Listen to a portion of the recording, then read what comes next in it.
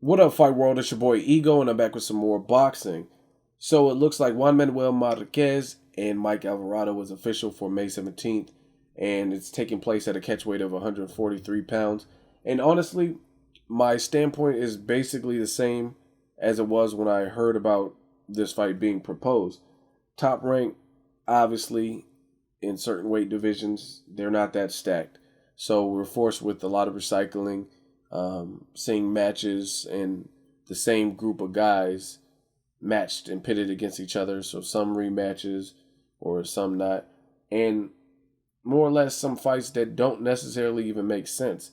Now, as a boxing fan, I will definitely watch this. Mike Alvarado has been in some exciting fights, and Juan Manuel Marquez is definitely a future Hall of Famer and one of my personal all time favorites. However, me being a straightforward, honest person, I think this fight is one that it could be a challenge for both fighters. It could be entertaining. Marquez is 40 years old. Alvarado's off of a loss and life or death with Brandon Rios.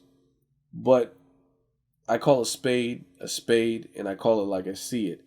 I feel Marquez easily and clearly ducked the fight with a more dangerous opponent, the guy that beat Alvarado, Ruslan Provodnikov, in order to use this fight as a catalyst or an eliminator for a possible rematch.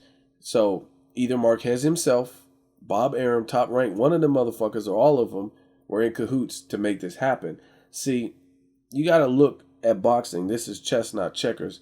And you got to look. These boxing promoters are thinking two, maybe four fights ahead. And the idea was always to have a Pacquiao Marquez rematch, or even now a a Marquez and Bradley rematch, since they're mutual opponents.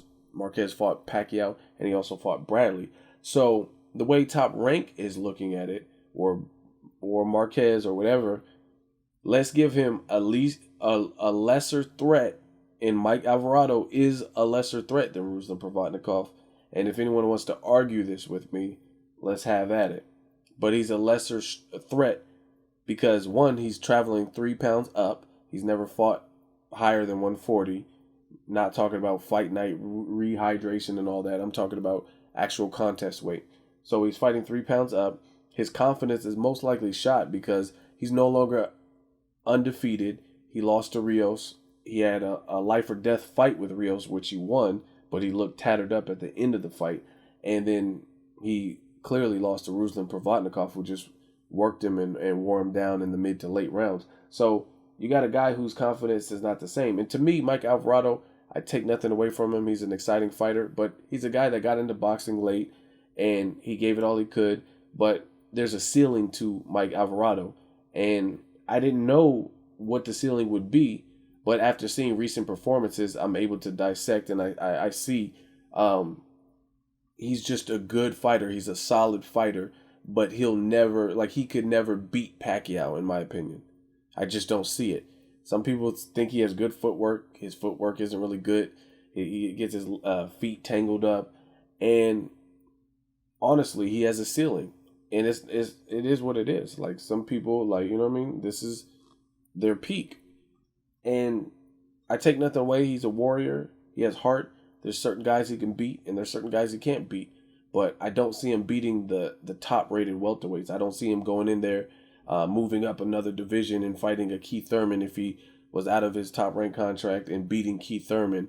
I don't see him going against Lucas Matisse and necessarily beating Lucas Matisse. I think Lucas would be too much for him, too big of a puncher, and he doesn't know how to stay out of a trouble. He doesn't know how to stay out of a war. So to me, this is a safer fight. Marquez fighting Alvarado, and I don't really see how anyone can dispute this. And for whatever reason, this fight is being made to keep Marquez in a much more winnable fight. Like, you're 40, you don't want to go against a vicious, relentless fighter that's gonna possibly drag you to hell and back like he did to Timothy Bradley, when they're looking at your next fight. They want you to fight the Pacquiao Bradley winner, and either one of them is going to make some level of money for Top Rank. Pacquiao and Bradley was already a pay-per-view, and he went the distance, so now he can give it another crack at it. I'm sure people would buy into that, especially if Bradley beats Pacquiao convincingly in the second fight. And then, of course, you have the age-old rivalry, Pacquiao versus Marquez Part 5. So it's funny. There's so many double standards in the sport of boxing. I'm a huge Marquez fan. I've always have been, and I've stated that numerous times on my video. But like I said, I call a spade, and he clearly didn't want to fight Ruslan. He took the lesser of the two evils, the guy coming off a loss, which is something Top Rank does, in order to preserve and pretty much help or give him a better chance of solidifying a fight with the winner of Pacquiao Bradley. And if that's what he wants to do at age 40, he's done a lot for the sport, but I'm going to call it what it is, and that's what it is. Some people were like, "Oh no, he's not ducking Ruslan." What is it? What could you say? Like, and again, Alvarado Marquez, it could be a good fight, but I like Marquez's chances in that fight, to be perfectly honest. And I think if the winner is going to face Pacquiao Bradley, I'm pretty sure Marquez will win. I just see it. Again, you got a guy like Alvarado who is game. He's moving up in weight 3 pounds. He's going in against a veteran who's fought even higher than that. A lot of people said, "Oh, Marquez is small, whatever," but he knocked Pacquiao out at 47. And Pacquiao outweighed him on fight night by 4 pounds. So, obviously, he has punching power. And, again, Alvarado, in my opinion, he can box, but he doesn't know when to box and when to stay out of a war. And I think that's going to be his undoing because, again, you don't want a war with a counterpuncher. Now, with Bradley is an elite fighter to me.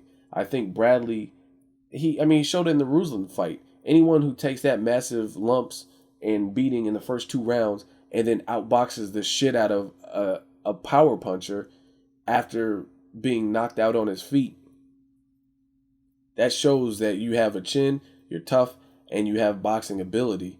But I feel like if Ruslan did what he did to Timothy Bradley in the first 2 rounds, then I feel by the 5th round, Ruslan would have got him out of there.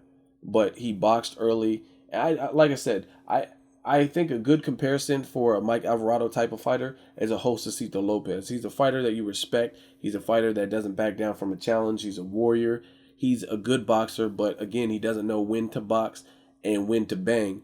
And you don't want to bang and make mistakes, the mistakes that I've seen him make against Marquez. He's too game, he's too seasoned. And again, he's fought Pacquiao, who's a speed demon. He's not going to have to worry about that.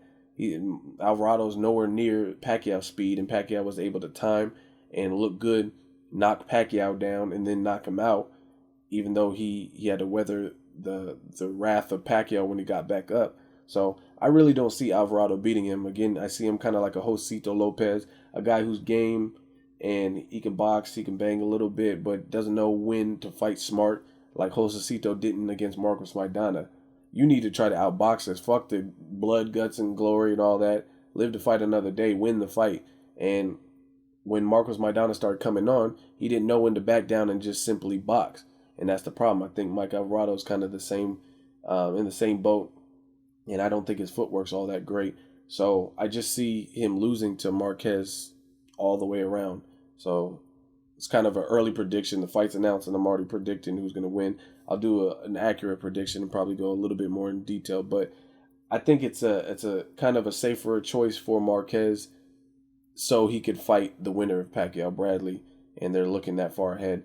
Alvarado, I'd be surprised, really surprised if he pulled the upset. Again, I see him as a fighter who he's been through so many wars. Even before Brandon Rios, he went nearly life or death with Bradis Prescott, who's a power puncher. And he started boxing late. So after so long, those things will catch up to you, especially when you don't use like a Rigondeaux defense, a Mayweather defense, or fight with the same kind of speed and intensity as like a Pacquiao. It's going to catch up to you because people are able to catch you. They've already seen you get stopped twice recently. So I'm sure Marquez and his team, Nacho Bearstein's a very seasoned trainer, very smart, and they're both students of the game. So I just don't see how Alvarado is going to pull off the upset, in my personal opinion. And I think Alvarado's the wars with Bradis Prescott, both Brandon Rios fights, even the one he won was a war. And in the second round, I think Rios popped up with a really sneaky jab, and it just fucked his leg. He had the Bambi legs, kind of like Austin Trout versus Canelo. How Canelo hit him with that straight punch and fucked his equilibrium up in his legs. And I seen that happen in the Alvarado fight that he won. So that to me was still a war because he had to keep a guy off him and look at Alvarado at the end of the fight. Now you're not fighting a Rios. In no disrespect, because I love watching Brandon Rios fight, but it's a different ball game. You have a more calculated thinker, someone who knows he's 40 years old, has to preserve his body, and he has to fight in the way he fights, and that's that technical tactician counterpuncher.